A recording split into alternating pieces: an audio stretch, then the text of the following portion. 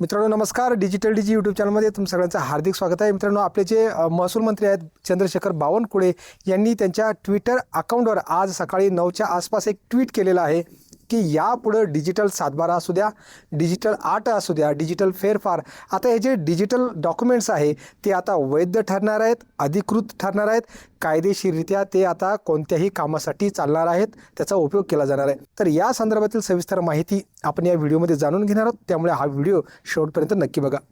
4 डिसेंबर 9:16 ही tweet या ठिकाणी करण्यात आलेलं आहे आणि हे जे ट्विट केलेलं आहे त्यांचं चंद्रशेखर बावनकुळे जे की आपले महाराष्ट्राचे महसूल मंत्री आहेत त्यांच्या अधिकृत ट्विटर अकाउंटवरून एक्स अकाउंटवरून हे ट्विट करण्यात आलेले आहे. महसूल विभागात डिजिटल क्रांती.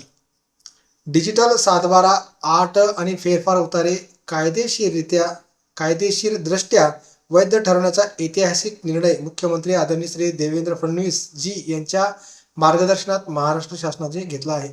डिजिटल सातबाराला अधिकृत मान्यता.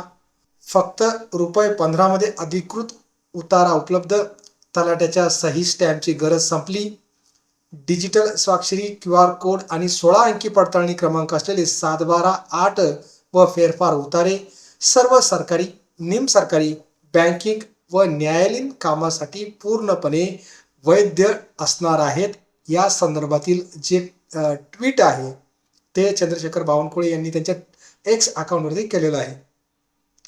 हा निर्णय शेतकरी, जमीनधारक आणि सामान्य नागरिकांसाठी सुविधा, पारदर्शकता आणि वेगवान सेवा यांचा नवा अध्याय लिहितोय.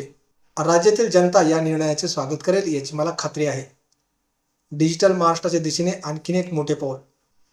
आणि या ट्विट सोबतच त्यांनी एक शासन परिपत्रक देखील अपलोड केलेलं आहे. तर हे शासन परिपत्रक आहे का, यामध्ये नेमकं काय उल्लेख केलेला आहे या संदर्भात देखील आपण डिटेल माहिती जाणून घेण्याचा प्रयत्न करणार आहोत. तर हे बघा, हे ते शासन परिपत्रक आहे. महाराष्ट्र जमीन महसूल संहिता 1966, तसेच महाराष्ट्र जमीन महसूल अधिकार अभिलेख आणि नोंदवह्या तयार करणे, सुस्थितीत ठेवणे नियम 1971 मधील तरतुदीनुसार प्राप्त अधिकारात क्षेत्रीय महसूल यंत्रणा व प्राधिकारी आणि संबंधित सक्षम प्राधिकारी यांना खालील प्रमाणे दिशानिर्देश देण्यात येत आहे. हे बघा, नागरिकांना सातबारा, आट आणि फेरफार मिळवण्याचे खालील 2 पर्याय आहेत.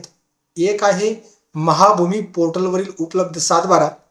नागरिकांना स्वतः महाभूमी पोर्टलवर https://bhulek.mahabhumi.gov.in या संकेतस्थळावर निशुल्क सातबारा पाहता येतो. सदर सातबारा हा केवळ माहिती करता वापरण्यात येईल. या संकेतस्थळावरील सातबारा तुम्हाला कोणत्याही कायदेशीर बाबीसाठी वापरता येणार नाही.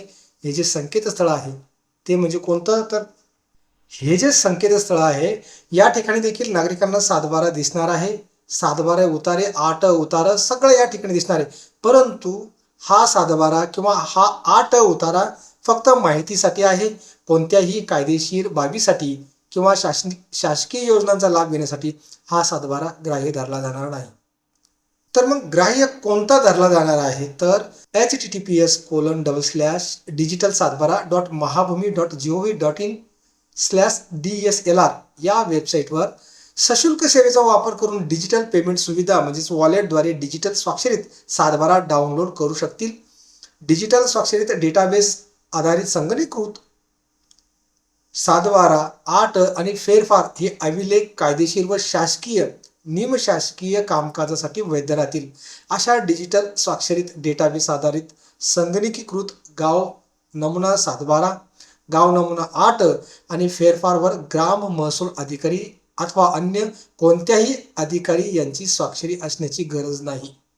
म्हणजेच आता यापुढं जो सातबारा असणार आहे डिजिटल सातबारा, त्यावर कोणत्याही अधिकाऱ्याची स्वाक्षरी नसली तरी तो सातबारा संपूर्ण कायदेशीररित्या वैध ठरवला जाणार आहे.